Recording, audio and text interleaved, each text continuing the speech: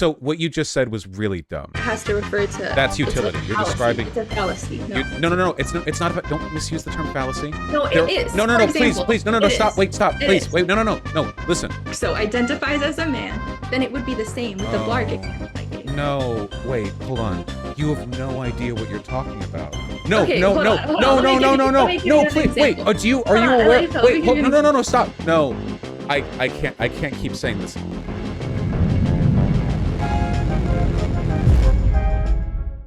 0% of you are subscribed.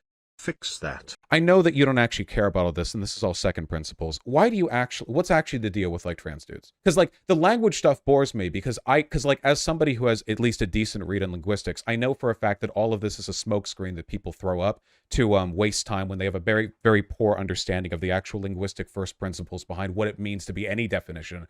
What's the real issue with trans? Convince me, all right? Let's hypothetically, let's say that I'm not here for the linguistic arguments. I'm here for pure utility. Why should trans men not be men, okay?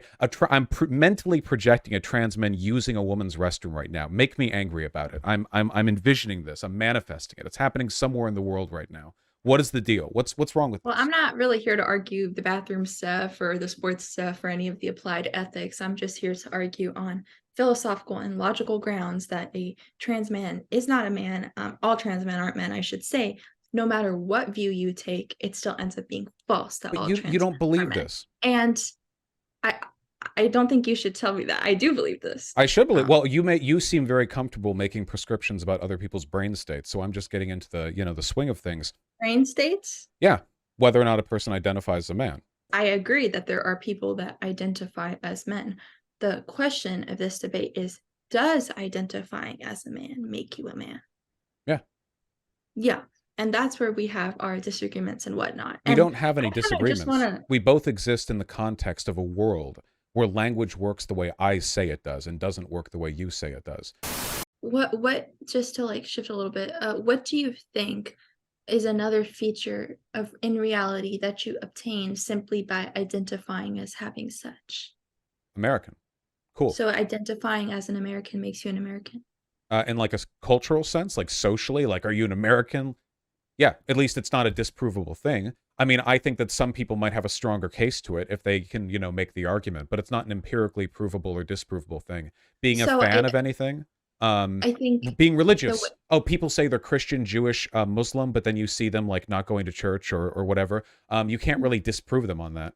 Well, so that's what I'm saying. I think there's, in all of these three cases, there are still necessary conditions that must be met. Like, I'll use like Islam. In order to be a Muslim, you must believe in a monotheistic God. In order to be a sports fan, you must at least know what the sport is. I think we can agree there. In order to, what was the first one? In order to be an American in cultural sense, you must at least identify with some of the American cultural traits, not none. So I don't think that's true. There are Christians, for example, that actually believe in like multiple deities. Then they're not Christian. Then they practice their different religion. Tell them that. I will. Are people are because members? That's not how categories work. Wait, are members of the Anglican Church Christian? The ones who broke off from the Pope? I don't. Yeah, if they believe in a monotheistic God, they meet that condition. That's not the definition of Christianity. Whoa. I know. We were just talking about polytheism versus. No. I mean, no. This is important. The Protestants were not considered to be real Christians after the split in the church, after Henry VIII. So are you telling me then that the Anglican Church and all the subsequent Protestant I'll say this, in order to be a Christian, I suppose you need to believe in Jesus as the Messiah, you need to believe in the Bible, and you need to believe in the triune monotheistic God, right? Those three things. The same way, in order to be a man. How do you get to decide that? What? There are people who don't adhere to that, who consider themselves And then Christians. I tell them they're not. Oh, the same way what that makes people you don't the adhere judge? Because then they would be a different religion. They wouldn't fit that category. Okay, so Protestants and Catholics disagree. Are they different religions? They still meet those three conditions. No, but you're the one deciding those conditions. Who's to say you're not full of shit? I think that my conditions are most consistent, and if anybody wants to challenge me on that, they're more than welcome. There are literally millions of people who would behead you for saying that right now. Like they would behead you for this. Well, there's millions of people who would behead either of us for even having this discussion. So I agree. No. But you just no. This is the critical thing. You impose a fake standard of consistency where none exists. What you're doing right now, you just did a social construct. You're like, well, objectively, you're not really a Christian if you don't meet these categories. I literally just came off the dome. Says who? Okay, Christianity let's is a take social something. construct. You go and read Shakespeare or whatever, every other line from Shakespeare is like a metaphor or an allegory that, when examined in its proper meaning, unveils contradictions that you have to accept and reconcile, rather than to look at that and go, well, I that don't can't be think right. you should accept contradictions ever. If there's ever a logical contradiction on something, you should reevaluate. No. Logical contradictions are not the same as just any kind of contradiction. If a person said, They like, are. they were, no, they're not. If a person Yes, they says, are. no, have you read a book? If a person says, I promise you, any I was philosophy happy. No, professor agrees with no, nobody would. Literally nobody. If you said, if I'm reading a text and the text includes a contradiction, as in a character believes two things, or the book states two things, like, I don't know, some Life of Pi shit, like, if I read that, is that like a mistake? No. Okay, let me give you an example. Life of Pi. That's a good example. I personally have never read that book. I've only seen the movie. Do you think it's possible for somebody to have both read the book and to have not read the book simultaneously? No. You see, you still don't understand the meanings of contradiction. No, because that would be a logical contradiction. You still. So what I just said was, not all contradictions are logical contradictions. Here is a contradiction that is not a logical contradiction. Okay, he was both happy to see her leave, but deeply sad. That is a contradiction in a narrative sense, because it identifies distinct emotional experiences that are typically understood to contradict one another. That presupposes that happy and sad are mutually exclusive, which I don't believe. That's because a human emotional... what two human emotional experiences are mutually exclusive? So, yeah, like the reading book thing. You can either have read The Life of Pi or you haven't. And this exists for everybody on planet Earth. Everybody on planet Earth has either read this book or they haven't. What two human emotional experiences... I never said, I'm not going to speak on qualia, because qualia and like phenomenological experiences are a little bit more complex. No, that's what we're talking about. No, stop. At no point, no. We're talking about qualia. What it means to be a man is qualia. That's not qualia, because you have no evidence to prove that there's such thing as a man brain. I'm sorry. I'm not talking about man brain. I'm talking about qualia in the sense of accumulated human experience. Wait, what does that have to do with man brain? So do you think there's perfect. Do you think there's a such thing as feeling like a man? Yeah, absolutely. And people do this all the time. What feeling do all men share? No, that's not how it works. No feeling. Yes, it is. That's a property. Wait, I'm sorry. Feeling like an American. What property do all Americans share? I never accepted. No. See, so wait, explain. So how does this work? Give me any example where a person could say, feeling. Wow, I'm feeling like a whore. Well, what emotional experience do all whores share? Wow, okay, I'm feeling like such a servant in this house. What emotional experience do all servants share? You realize what you're saying doesn't make any sense, right? Like, this just isn't how it works. Is there a such thing as feeling like a man? And if there is a such thing as feeling like a man, then necessarily all men that are real men must have this feeling. And what is that feeling? Can you explain? So wait, can you explain to me any? No. So wait, hold on. Wait, I have proceeded this far assuming you are merely ignorant, but I have to expect you're actually acting in bad faith if you don't realize that what you're asking right now is insane. Not insane is that it's difficult. No. Not insane is that it's difficult for me to prove or whatever. It's insane in the sense that it reveals so much about your thought process. Can you explain to me, is the sentence, she feels like a whore, a logically contradictory sentence? I never claimed that. Okay, so wait, no. Just answer yes. No. We are not letting you walk away from this. I have been remarkably It's yes or no. It's yes or no. You just said no. It's not contradictory. In order to answer the question, you need to ask for clarification. You have to say, well, what do you mean by that? Right? And based on that response, then you can answer. Okay, hold on. If you're reading a book where somebody says, "Wow, I feel like a whore," would you with no further clarification, would you sneer at that and go, "Oh wow, what one experience do all whores have?" Well, it just seems that it would be colloquially what they're saying, but logically be false. How so? Because I don't think any of us can point to one feeling that all okay. whores experience. Just the same way, I don't think when you claim gender has to do with your So feelings, I don't think you this can is point to. this is a Wait, hold on, hold wait, on. no, no, Can wait. please You answer? answered, and I have to answer I now. answered your I have question. no, no, Can I no. please ask one? You answered. No, no, no, because we're not done. I did. No, I have answered and followed this entire idiotic roller coaster ride of questions that you've provided for me, and we now have to hold you to this specifically. So you are telling me that if a person said, I feel like a whore, without further clarification, your presumption would be that they are committing a logical error because your assumption is that they're That's not making what the I said. claim. I said colloquially, likely what they're referring to is probably feelings of like sexual deviance or whatnot. Why? Not all That whores probably feel is what that they're way. referring to. Now, if they were to say that all whores share this feeling, I'm gonna Nobody say, says that. Nobody I don't. has said that. Well, you said that man is a man, as in the gender, is a feeling people have. So what is that feeling? Describe it. No, I didn't. Wait, I did not Yes, say you that. I did have say not that. said the word feeling at any point. I So asked we're you, not you said moving yes. away from that. We're not moving away from this line, okay? So if somebody said, Yes, you did say I that. feel like a whore, your assumption in a colloquial sense would not be, oh, they think that there's a shared experience that every single whore has had, whatever.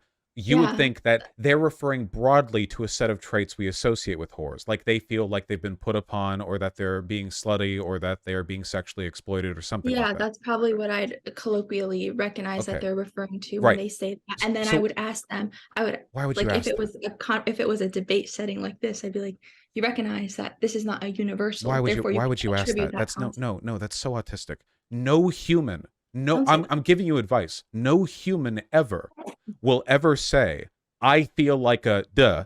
And what they're doing is saying that there is a shared emotional experience for every single member of that group. Like that has Okay, never then happened in human history. that proves that not all trans men are men. No, it Because we doesn't. have No, what and no, stop, property? stop. You're so out of your depth. So your understanding of this, like this is not how people talk, communicate. Your understanding of language is deficient.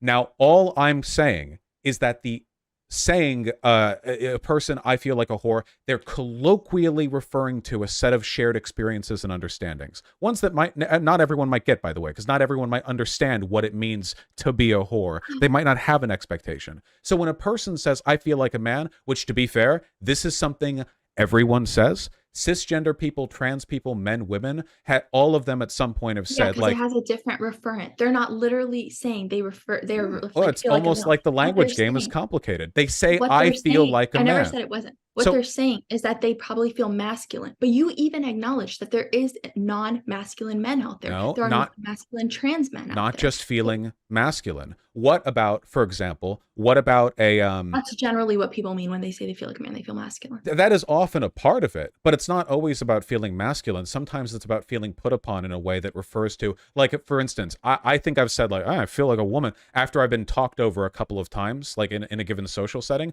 I don't think it's feminine to be talked over. What I'm referring to is a kind of broader understanding of, like, an experience. Now, not every woman has been talked over. I mean, Wouldn't that still be a feminine social role, though, to be submissive on people when people are talking?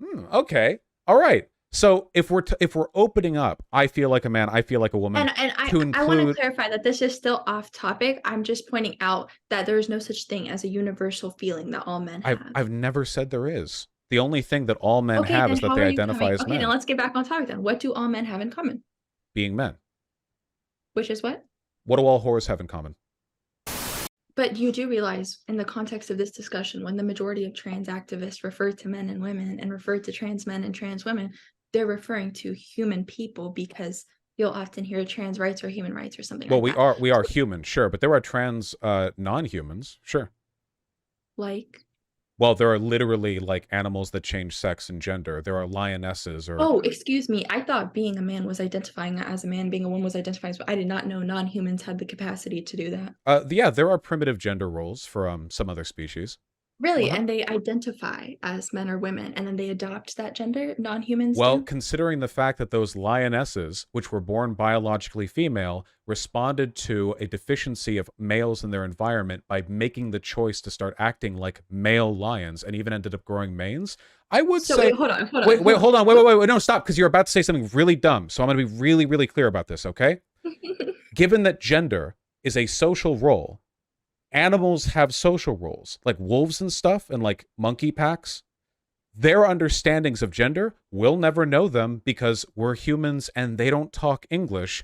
But if you're seriously about to argue that there's no social life to like these mammals, then that is like shockingly ignorant. And I'm just What giving I you the am chance to arguing, not make that mistake. what I am arguing is that not all lionesses have to occupy a female role to be a lioness. Yeah, but how? Just like Wait, not all men neither. Yeah, not all men have to adopt this set of associates with the male category to be a man. I never said. I said they have to be. They have to identify as the category, not the traits within it. How would we know what Yeah, category a and wait, lioness do you ascribes think, to? and I think this would also No, you still don't contradict the animal. understand the difference. The traits that we're referring to with the lioness example are the ascribed social traits and expectations with being a man, not the identification. How do we know what an animal identifies as? They don't, as far as we understand it. No, but there are male and female animals in social roles that adopt the mannerisms of I don't the think other sex. mannerisms, their biological instincts, sure, those exist pretty ubiquitously. Wait, we have biological but instincts. But yeah, and that's what I will say. But I think with humans, at least the way I've heard most trans inclusive people and genders describe it, is that exists as a result of complex social interaction. And I think this exists in the definition you gave too, with all the social roles, expectations we associate with males. This is something that I think uniquely our species has done to a very high level. Yeah, and I think in a very primitive level, there are some other species that have. By the way, what I'm saying is objectively correct. This isn't a social thing. We know for a fact that there are animals that have like social lives with other members of their own species, where they will make the choice to act in ways that contradict what you would expect for their sex. Yeah, that doesn't make them transgender. Well, just because they occupy I a think that different role. when we call them transgender, it's kind of like when we say animals are homosexual for choosing male partners. In reality, we don't actually know how much of it involves like personal conscious choice. We are anthropomorphizing them or humanizing them by ascribing an element of our behavior onto them. When they, Yeah. like there was those two gay penguins or whatever, like we don't know that the penguins are gay. We know that they formed like a life bond or something, but we don't know. But when we say like, oh, the gay penguins, we're basically just kind of going, okay, well, it's kind of like that. Same with the trans thing.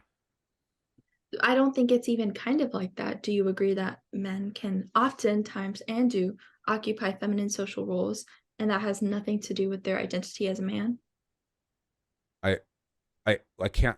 I don't know how many times I can repeat this. Well, you It's said it's similar. it's I don't about think we it's can't similar. know what an animal identifies as because they literally can't talk. It's a meaningless trait to ascribe. We only see their behavior. Especially considering the fact that the female lionesses seem to physically transition by growing a mane, which I don't even know how the biology on that works, but it's pretty impressive. Like again, the concept of trans and gender identification don't work on animals because we literally can't ask them what their identity No, is. I agree. That's what I was trying to say. Is Ye- I don't think it applies to non-human beings, but you seem to. I think that the broader trend of acting in behaviors that contradict what you would be sexually, like in a sex-based way, expected to do, and even physical transition are present in the animal kingdom, but obviously they don't literally have like social identifiers the way we do. Vaush and Sanvi, thanks so much. This is an epic debate, to say the least. I had a lot of fun, and I really appreciate the time. James, Sanvi, thank you both. Thank you. Thank you so much.